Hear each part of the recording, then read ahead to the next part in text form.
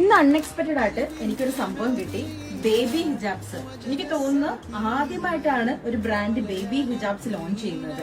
So ഇതൊക്കെ കുഞ്ഞു കുട്ടികൾക്കുള്ള ഹിജാബാണ്. അറിയോ?